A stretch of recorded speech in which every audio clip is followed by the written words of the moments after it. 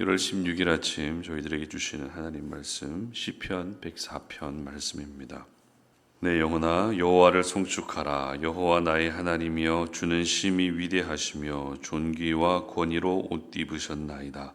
주께서 옷을 입음같이 빛을 입으시며 하늘을 휘장같이 치시며 물에 자기 누각의 들보를 얹으시며 구름으로 자기 수레를 삼으시고 바람 날개로 다니시며 바람을 자기 사신으로 삼으시고 불꽃으로 자기 사역자를 삼으시며 땅에 기초를 놓으사 영원히 흔들리지 아니하게 하셨나이다. 옷으로 덮음같이 주께서 땅을 깊은 바다로 덮으심에 물이 산들 위에 솟아올랐으나 주께서 꾸짖으시니 물은 도망하며 주의 우레소리로 말미암아 빨리 가며 주께서 그들을 위하여 정하여 주신 곳으로 흘러갔고 산은 오르고 골짜기는 내려갔나이다. 주께서 물의 경계를 정하여 넘치지 못하게 하시며 다시 돌아와 땅을 덮지 못하게 하셨나이다. 여호와께서 샘을 골짜기에서 솟아나게 하시고 산 사이에 흐르게 하사 각종 들짐승에게 마시게 하시니 들나귀들도 해갈하며 공중의 새들도 그 가에서 깃들이며 나뭇가지 사이에서 지저귀는도다. 그가 그의 누각에서부터 산에 물을 부어주시니 주께서 하시는 일의 결실이 땅을 만족시켜 주는도다. 그가 가축을 위한 풀과 사람을 위한 채소를 자라게 하시며 땅에서 먹을 것이 나게 하셔서 사람의 마음을 기쁘게 하는 포도주와 사람의 얼굴을 윤택하게 하는 기름과 사람의 마음을 힘있게 하는 양식을 주셨도다. 여호와의 나무에는 물이 흡족하며 곧 그가 심으신 레바논 백향목들이로다. 새들이 그 속에 깃들이며 학은 잣나무로 집을 삼는도다. 높은 산들은 사냥을 위하며 바위는 너구리의 피난처로다. 여호와께서 달로 절기를 정하시며 해는 그 지는 때를 알도다. 주께서 흑암을 지어 밤이 되게 하시니 삼림의 모든 짐승이 기어 나오나이다.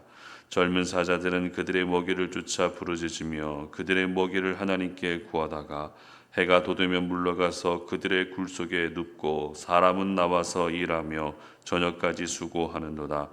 여호와여 주께서 하신 일이 어찌 그리 많은지요. 주께서 지혜로 그들을 다 지으셨으니 주께서 지으신 것들이 땅에 가득하니이다. 아멘. 하나님이 다 하셨습니다 라는 제목으로 오늘 아침 말씀 전합니다. 하나님의 자녀로 이 땅을 살아가면서 절대 잊지 말아야 될 신앙 고백이 있다면 하나님이 하셨습니다 라는 이 고백이지 않을까 생각이 됩니다. 그것도 그냥 하나님이 하셨습니다가 아니라 하나님이 다 하셨습니다 라는 고백은 우리 하나님이 가장 듣고 싶어 하시는 고백이 아닐까 생각이 됩니다. 왜냐하면 하나님이 다 하셨습니다라는 이 고백 속에는 하나님의 주권을 인정하는 신앙부터 시작해서 하나님께 모든 영광을 올려드리는 신앙의 자세까지 포함되어 있기 때문입니다. 한마디로 하나님이 다 하셨습니다라는 이 고백은 요즘 표현을 빌리자면 신앙 고백의 끝판왕이라고 할 수 있습니다. 오늘 저희들이 살펴볼 시편 104편이 바로 하나님이 다 하셨습니다라는 이 고백을 담고 있는 시입니다. 시편 104편의 표제는 보시는 것처럼 아무런 내용이 없습니다.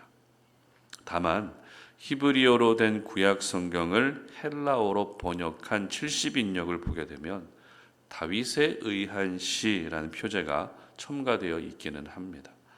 그러나 히브리어 원문상에는 표제라든지 저자에 대한 정보가 전혀 언급되어 있지 않기 때문에 시편 104편이 다윗이 쓴 시라고 단정짓기는 어렵습니다. 하지만 저자는 불분명해도 시의 내용은 아주 명확합니다. 본문을 앞서 읽으면서 느끼셨겠지만 시편 104편은 처음부터 끝까지 창조에 대한 내용들로 가득 채워져 있습니다.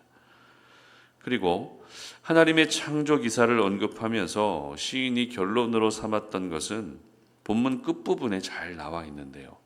34절과 35절 함께 읽어봅니다. 나의 기도를 기쁘게 여기시기를 바라나니 나는 여호와로 말미암아 즐거워하리로다. 죄인들을 땅에서 소멸하시며 악인들을 다시 잊지 못하게 하시로다. 내 영혼아 여호와를 송축하라 할렐루야. 아멘. 바로 만물을 창조하신 하나님으로 말미암아 즐거워해야 된다는 것입니다. 그리고 만물을 창조하신 하나님을 송축해야 된다는 것입니다. 이것이 바로 시편 104편의 결론이라 할 수 있습니다. 그러니까 시인은 우리가 살아가면서 가지게 되는 즐거움의 이유, 그리고 시편 103편을 묵상하면서 살펴봤던 것처럼 가장 영적인 일이라 할 수 있는 하나님을 송축하고 찬양해야 되는 이유가 한결같이 하나님 때문이어야 한다고 고백하고 있는 것입니다. 어떤 좋은 일이 있어야 즐거워하는 것이 아니라 하나님 그 자체로 우리 인생에 즐거움이 생겨야 된다는 것이죠. 은혜를 받기 위한 목적으로만 하나님을 찬양하는 것이 아니라 하나님을 생각하는 것만으로도 찬양하는 삶이 우리의 삶이 될 수 있어야 된다는 것입니다. 그러고 보면 시인의 신앙 수준은 늘 이 땅에 매여 이 땅의 일에 영향을 받으며 살아가는 우리 모두에게 큰 도전을 주고 있습니다. 분명 시편 104편을 기록한 시인도 이 땅에 속해 살아가는 죄성을 가진 연약한 한 인간에 불과합니다. 그럼에도 불구하고 한 차원 높은 수준의 신앙을 가지고 있는 것처럼 보여지는 이 시인의 모습은 시인이 특별해서가 아니라 평범한 우리 모두도 역시 추구해야 될 신앙의 자세라는 것을 보여주고 있습니다. 그러므로 오늘 이 말씀을 함께 나누는 여러분도 역시 하나님으로 말미암아 즐거워하시고 하나님 그 자체로 찬양하고 송축할 수 있는 한 단계 성숙한 신앙의 사람이 될 수 있었으면 좋겠습니다. 특별히 오늘 시편 104편을 묵상하면서 저희들이 주목하고 싶은 표현은 말씀은 24절입니다. 함께 읽어봅니다. 여호와여, 주께서 하신 일이 어찌 그리 많은지요. 주께서 지혜로 그들을 다 지으셨으니 주께서 지으신 것들이 땅에 가득하니이다. 아멘. 시인은 하나님의 창조에 대해서 기록하면서 하나님이 많은 일을 하셨다라고 고백하고 있습니다. 그런데 시인이 고백하고 있는 많다라는 단어에는 몇 가지 의미가 있습니다. 첫 번째 의미는 크다는 뜻입니다. 그러니까 시인은 하나님이 많은 창조의 일을 하셨는데 하나님이 하신 그 모든 일들이 어느 것 하나 작아 보이지 않고 다 크게 보였다는 겁니다.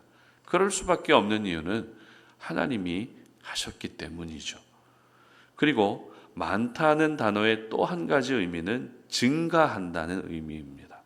즉 하나님이 하신 일이 많은 것은 물론이거니와 이 세상 만물을 보면 볼수록 어느 것 하나 하나님의 손길이 닿지 않은 것이 없다는 것입니다.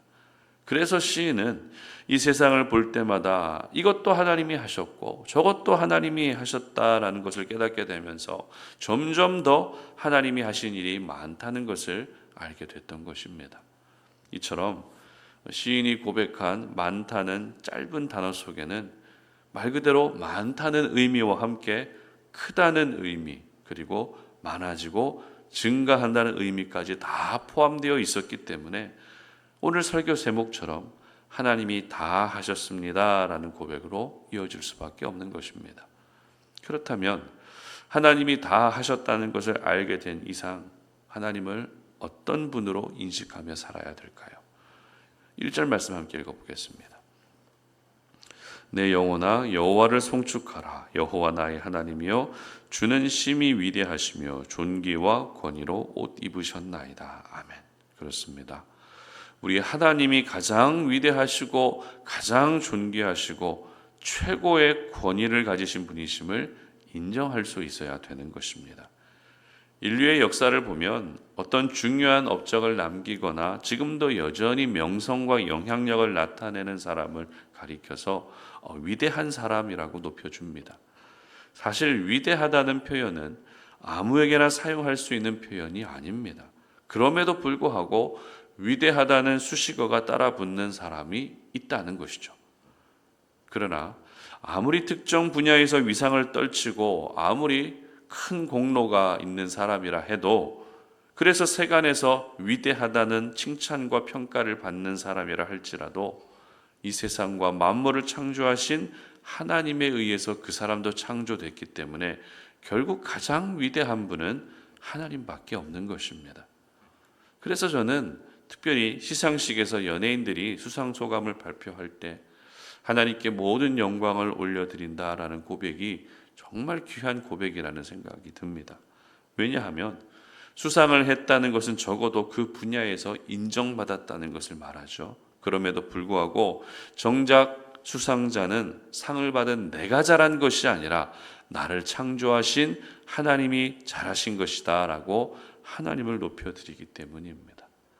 내가 뛰어난 것이 아니라 하나님이 뛰어나시고 내가 박수 받는 것이 아니라 하나님이 박수를 받아 마땅하다는 고백이 담겨져 있기 때문에 수상자들의 수상 소감이 더 감동이 되는 것 같습니다. 그렇다면 이러한 고백은 꼭 수상자만 할 수 있는 고백일까요? 그렇지 않겠죠. 오늘 본문이 하나님의 창조에 대한 내용으로 가득 차 있다고 말씀드렸습니다. 앞서 말씀드린 것처럼 우리 모두도 역시 하나님에 의해서 창조된 사람들입니다. 따라서 하나님에 의해서 창조된 모든 사람은 마땅히 하나님이 가장 위대하시다는 고백을 해야 되는 것입니다. 수상을 하지 못했어도 매일매일의 삶 속에서 실패를 반복한다 해도 모든 면에서 열악한 형편이라도 우리 모두의 거룩한 습관이 되어야 할 믿음의 고백이 바로 하나님이 가장 위대하시고 하나님이 다 하셨습니다라는 이 고백인 것입니다. 그러면 여기서 우리는 생각의 혼란이 한 가지 찾아옵니다.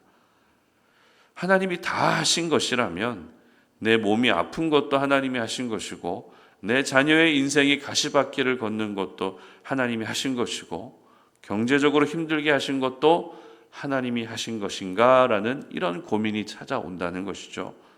여러분 어떻게 생각하십니까? 인생의 고난과 상처와 실패도 다 하나님이 하셨다고 정말 생각되십니까? 여기서 저희들은 중요한 사실을 깨달을 수 있어야 됩니다. 앞서 읽었던 24절 하반절을 보게 되면 주께서 지혜로 그들을 다 지으셨으니 이렇게 기록합니다. 무슨 말입니까? 이 세상 속에서 일어나는 모든 일들은 하나님의 지혜에 의한 것이라는 말입니다. 그러니까 실패와 고난과 상처는 우리에게 백해무익한 것처럼 보이지만 하나님은 그 고난과 상처와 실패를 통해서도 일하시기 때문에 그런 방법으로 일하시는 하나님의 지혜가 경이로울 수밖에 없는 것입니다. 그렇습니다.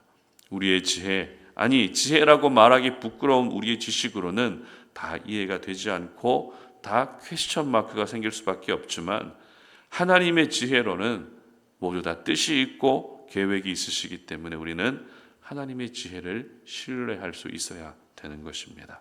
그러므로 오늘을 시작하는 이 시간 하나님이 다 하셨습니다라는 이 고백을 올려드릴 수 있었으면 좋겠습니다. 그리고 하나님이 다 하셨기 때문에 내 지식으로는 이해가 되지 않아도 하나님의 지혜로 해석할 수 있는 분별력을 주시도록 기도할 수 있었으면 좋겠습니다.